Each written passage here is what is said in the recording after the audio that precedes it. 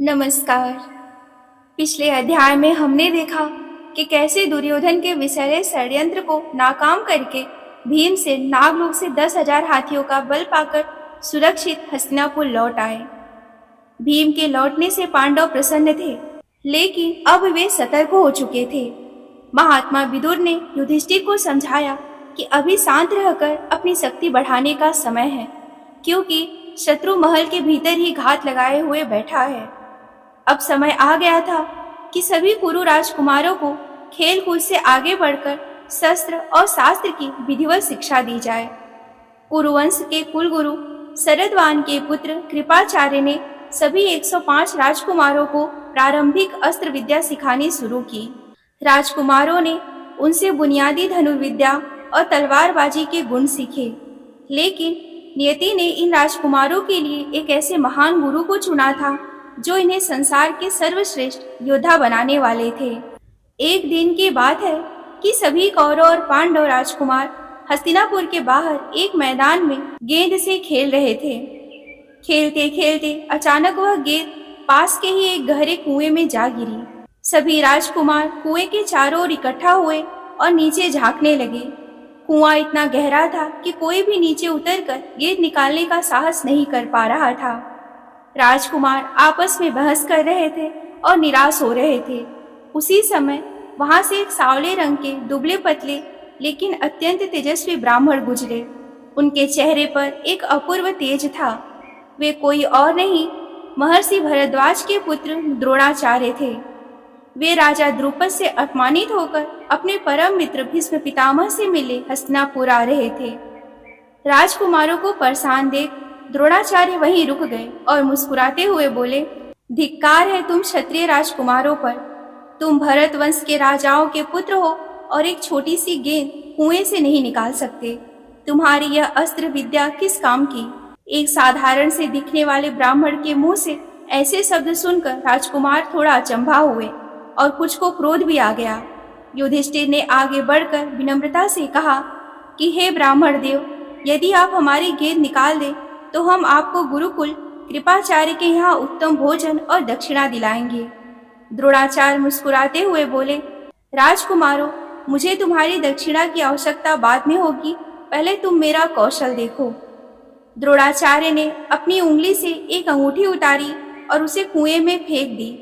फिर उन्होंने उसी के पास उगी हुई सूखी घास की कुछ सीकें तोड़ी और उसे सीधे कुएं में गिरी गेंद पर निशाना साध कर फेंका। वह सीख जाकर गेंद में धंस गई। इसके बाद द्रोणाचार्य ने दूसरी सीख फेंकी जो पहले सीख के पिछले हिस्से से जुड़ गई। इस तरह उन्होंने एक के बाद एक सीखें फेंककर एक लंबी जंजीर बना दी। राजकुमार आंखें फाड़े यह चमत्कार देख रहे थे। द्रोणाचार्य ने उस सीख की जंजीर को ऊपर खींचा और कुएं से गेंद को बाहर निकाला। गेंद बाहर आते ही सभी राजकुमारों ने ताली बजाई, लेकिन द्रोणाचार्य यहीं नहीं रुके। उन्होंने कहा, अब मैं अपनी अंगूठी निकालता हूँ। उन्होंने अपना धनुष उठाया और एक तीर कुएं के भीतर छोड़ा। वह बाण सीधे कुएं के तल में रखी अंगूठी के छेद में जाकर अटका और द्रोणाचार्य ने बाण के साथ अंगूठी को भी ऊपर खींच लिया। यह कोई साधारण विद्या नहीं थी, बल्कि शब्द भेदी धनुर्विद्या का अद्भुत नजारा था। राजकुमार उनके पैरों पर गिर पड़े और बोले, हे महापुरुष, आप कौन हैं? हमें अपना परिचय दीजिए। द्रोणाचार्य ने कहा, तुम लोग जाकर भीष्म पितामह को मेरा यह पराक्रम बताओ और वे मुझे तुरंत पहचान जाएंगे। राजकुमार दौड़ते हुए महल पहुंचे और भीष्म पितामह को पूरी घटना सुनाई। भीष्म पितामह, जो वर्षों से हस्तिनापुर के राजकुमारों के लिए एक योग्य और अस्त्र शस्त्र के महाज्ञाता गुरु की खोज में थे, वह तुरंत समझ गए कि यह अद्भुत कार्य केवल आचार्य द्रोण ही कर सकते हैं। वे स्वयं आदर पूर्वक द्रोणाचार्य को महल ले आए। भीष्म पितामह ने द्रोणाचार्य का भव्य स्वागत किया और उन्हें हस्तिनापुर का मुख्य आचार्य नियुक्त किया। द्रोणाचार्य ने भीष्म के सामने अपनी वह प्रतिज्ञा भी दोहराई जो उन्होंने राजा द्रुपद से मिले अपमान का बदला लेने के लिए की थी। भीष्म ने उन्हें आश्वासन किया कि हस्तिनापुर उनके साथ है।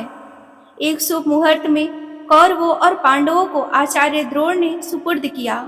शिक्षा शुरू करने से पहले द्रोणाचार्य ने सभी राजकुमारों को सामने बिठाया और गंभीर स्वर में एक गुरु दक्षिणा मांगी। द्रोणाचार्य बोले, राजकुमारों, मैं तुम्हें संसार की सबसे गुप्त और शक्तिशाली अस्त्र विद्या सिखाने जा रहा हूँ, लेकिन इसके बदले में मुझे एक वचन चाहिए कि जब तुम्हारी शिक्षा पूरी हो जाएगी तब तुम्हें मेरे मन की एक गुप्त इच्छा को गुरु दक्षिणा के रूप में पूरा करना होगा।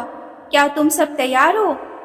यह कठिन प्रतिज्ञा सुनकर दुर्योधन और बाकी कौरव चुप रहे, लेकिन पांडु के तीसरे पुत्र अर्जुन ने आगे बढ़कर गुरु के चरण छुए और कहा कि गुरुदेव, मैं आपको वचन देता हूँ कि आपकी जो भी इच्छा होगी यह अर्जुन उसे अपने पराक्रम से अवश्य पूरा करेगा।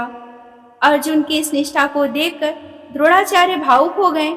उन्होंने मन ही मन तय कर लिया कि वे अर्जुन को संसार का सर्वश्रेष्ठ धनुर्धर बनाएंगे। यहीं से कुरुवंश के इतिहास का सबसे स्वर्णिम और कड़ा अभ्यास सत्र शुरू होता है। यहीं पर महाभारत का यह भाग पूरा होता है। आपको यह भाग कैसा लगा हमें कमेंट करके जरूर बताएं। महाभारत के हर सीरीज के साथ जुड़ने के लिए मेरे इस चैनल को सब्सक्राइब करना ना भूलें और कमेंट में जय श्री कृष्णा जरूर लिखें। तब तक के लिए आप सभी को मेरा नमस्कार। हर हर महादेव।